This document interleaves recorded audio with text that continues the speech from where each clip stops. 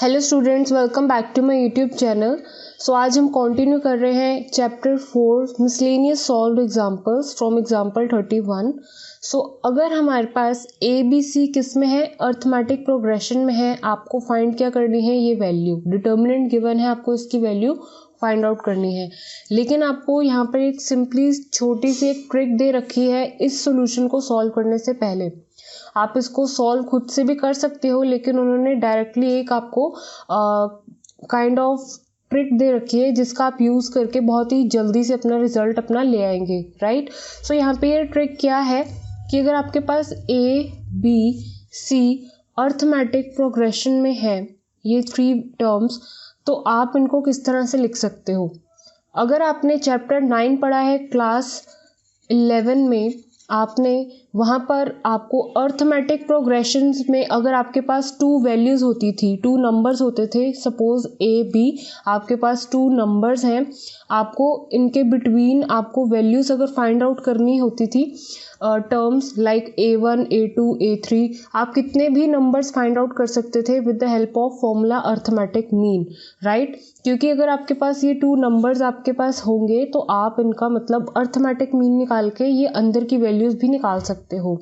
तो ये जो वैल्यूज़ होती थी वो किसके इक्वल होती थी, वो होती थी फॉर्मूले के अकॉर्डिंगली, राइट। सो अर्थमेटिक मीन अगर मुझे चाहिए तो जो भी इन बिटवीन वैल्यू आती है वो अर्थमेटिक मीन होता है, राइट। सो ये वैल्यू किसके इक्वल लिख सकते हैं हम, अर्थमेटिक मीन इक्वल्स टू, और वो किसके इक्वल हो सकता है, a प्लस बी जो आपके साइड पे वैल्यूज गिवन है divide by 2, right. So arithmetic mean का फॉर्मूला हुआ ये। तो यहाँ पर अगर इसी चीज़ को ध्यान से देखो, आपके पास a है, b है और c है, ये आपको टर्म ऑटोमेटिकली गिवन ही है, लेकिन अर्थमेटिक प्रोग्रेशन की हेल्प से ये अगर आपका अर्थमेटिक मीन हुआ तो ये कहाँ पे आएगा, इस साइड। और ये जो वैल्यूज़ हैं a प्लस सी बाई 2, सो ये b वैल्यू किस तरह से आई है, इस तरह से आई है। सो b वैल्यू किसके इक्वल है, a plus C divide by 2। अब यहाँ पे इसके साथ क्या रोल है, यहाँ पे आपको ये कन्फ्यूज़न हो रही होगी कि हम अर्थमेटिक पे क्यों आ गए हैं, क्योंकि यहाँ पर आपको जो टर्म्स हैं, एक एग्जांपल दे रखा है, एक ट्रिक दे रखी है कि आपकी अगर कोई 3 टर्म्स अर्थमेटिक प्रोग्रेशन में होती हैं तो उनको आप किस किस तरह से लिख सकते हो, राइट। सो यहाँ पे ये 2 को अगर मैं इधर मल्टीप्लाई कर देती हूँ तो यहाँ पे 2b equals to a plus C हो जाता है, राइट। सो अगर 2b equals to a plus C हो जाता है तो अगर ये पूरी टर्म में उधर जाके माइनस कर दूँ, यहाँ पर क्या रह जाएगा, 0।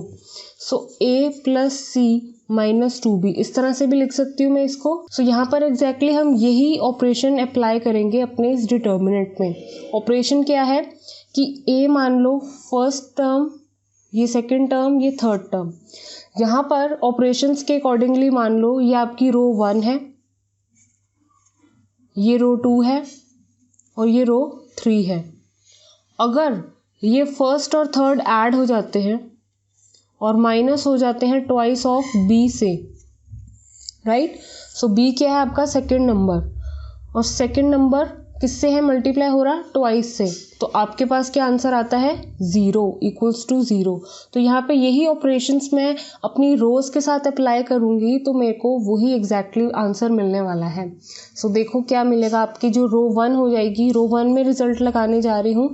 रो 1 में कौन सा ऐड नंबर कर लो, रो 3, थर्ड रो ऐड कर लो, माइनस कर लो ट्वाइस ऑफ रो 2, तो आपके पास रो 1 जो आएगी वो किसके इक्वल आने वाली है, 0। तो आप ये कैलकुलेशन करके जब देखोगे तो आपके पास रो 1 जो है, ये ऑपरेशन लगाते ही आपके पास ये 3 टर्म्स क्या हो जाएंगी, 0, राइट। सो आपके पास वो ऑपरेशन लगाने के बाद ये वैल्यू आएगी, आपकी जो रो 1 है एग्जैक्टली 0 हो जाएगी, राइट। अब आप ध्यान से देखो, अगर आप अपने एक्सपैंड करोगे अगर रो 1 की हेल्प के साथ अपने डिटर्मिनेंट को, तो आपके पास यहाँ पे क्या वैल्यू आएगी, अंदर जो भी बन रहा होगा आपके पास, बाहर तो 0 है वैल्यू, आपको क्या मिलने वाली है आंसर में, 0। सो आप डायरेक्टली इसको क्या लिख सकते हो, your answer is 0 for this example 31, right. बहुत इजी एग्जाम्पल था, ट्रिक आपको गिवन थी, अगर आपको ट्रिक समझ आ जाती है तो ये सॉल्व करना बहुत ही ईजी हो जाता है, राइट। सो एग्जाम्पल 32 एंड 33 भी हम आपको बताएंगे नेक्स्ट वीडियो में, लेकिन अभी यहाँ पे एग्जाम्पल 34 जो है बिल्कुल इसी तरह से सिमिलर ही है, इजी ही है, तभी मैं इसको उसके साथ बता रही हूँ, right. So let's solve example 34। सो आपको प्रूव करके दिखाना है कि आपका ये जो जो डिटर्मिनेंट है इसके इक्वल आएगा 1 माइनस एक्स स्क्वायर, और ये आपके डिटर्मिनेंट के अंदर वैल्यूज़ होंगी। तो आपको ये प्रॉपर्टीज़ की हेल्प के साथ ही आप इस चीज़ को इस तरह से प्रूव कर सकते हो, राइट। सो यहाँ पर ध्यान से देखो, अगर मैं यहाँ पे रो 1 पे ऑपरेशन लगाती हूँ माइनस एक्स टाइम्स ऑफ रो 2, तो आपके पास क्या वैल्यू बन के आएगी। एक एलिमेंट कैलकुलेट करके देख लो। रो 1 का एलिमेंट लो, ये a plus B x minus X times of ये रो 2 का एलिमेंट उठाओ ए एक्स प्लस बी। तो इसको कैलकुलेट करके देखो क्या वैल्यू आती है। A plus B x minus A x square minus B x. तो मतलब आपकी बी एक्स की वैल्यू कैंसिल हो जाती है, यहाँ से आपके पास वैल्यू क्या आती है A minus A x square, right. Second element को कैलकुलेट करोगे तो आपके पास वैल्यू आएगी C minus C x square. ऐसे ही अगर आप इसको कैलकुलेट करोगे तो आपके पास वैल्यू क्या आएगी। सो यहाँ पे आपके जो एलिमेंट्स होंगे अकॉर्डिंगली मैं लिख रही हूँ A minus A x square, C minus C x square and P minus P x square आएगा आपका जब आप ये ऑपरेशन अप्लाई करोगे। बाकी की जो रिमेनिंग टर्म्स हैं वो एज इट इज़ लिख दो। अब यहाँ पे देखो, यहाँ पे ए टर्म कॉमन है, यहाँ पे सी वैल्यू कॉमन है, यहाँ पे पी टर्म कॉमन है, तो इसको कॉमन करके लिख सकती हूँ, राइट। सो यहाँ पर अब आप ध्यान से देखो, अब यहाँ पे प्रॉपर्टी 4 की हेल्प से आप ये टर्म को कॉमन बाहर लिख सकते हो। कॉमन कौन सी टर्म आ रही है 1 माइनस एक्स स्क्वायर, यहाँ पर भी है, यहाँ पर भी है और यहाँ पर भी है, राइट। सो जैसे ही मैं 1 माइनस एक्स स्क्वायर बाहर लिखूंगी तो मेरे पास यहाँ पे वैल्यू क्या बनेगी, और बीच में क्या है A x plus B, C x plus D and P x plus Q. ठीक है, नेक्स्ट पेज पे देखते हैं। सो जो आपको प्रूव करना था अपने क्वेश्चन में, जो आपको राइट हैंड साइड वैल्यू चाहिए थी वो एग्जैक्टली ये आ रही है। ऐसे ही यहाँ पे ए सी पी भी है, यू वी डब्ल्यू भी है यहाँ पर, लेकिन बी डी क्यू नहीं है। तो यहाँ पे एक बार और आपको ऑपरेशन लगाना है, और वो ऑपरेशन कैसा है कि मुझे ये वाली वैल्यूज़ तो मुझे चाहिए ही चाहिए रो 2 में।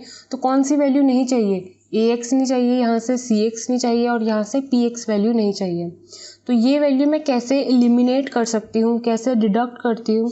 तो यहाँ से अगर मैं अपनी ए सी और पी आपको वैल्यू दिख रही है, बस यहाँ पर अगर रो 1 में x की वैल्यू साथ में होती तो पूरी रो 2 में से रो 1 में से माइनस कर देती तो मेरे पास वैल्यू आ जाती रो 2 में बी डी क्यू की, राइट। अगर आप रो 2 में से रो 1 माइनस करते हो x टाइम्स ऑफ रो 1 तो आपको वैल्यू मिलती है रो 2 में single values B D Q. तो यहाँ पे आपका ऑपरेशन क्या लगने वाला है R2 minus x times of R1। तो यहाँ पर आपकी जो वैल्यूज एज इट इज़ हैं वो तो एज इट इज़ ही रखो, और रो 2 में वैल्यू क्या बचेगी, अब यहाँ पे b, यहाँ पर d और यहाँ पे q, और यही पूरी टर्म आपको एग्जैक्टली शो करनी थी। सो ये इक्वल्स टू आ रही है किसके, राइट हैंड साइड के इक्वल आ रही है, हेंस प्रूव्ड। सो यही आपको प्रूव करना था। तो thank you student for watching this video. Please like, share and subscribe to my channel.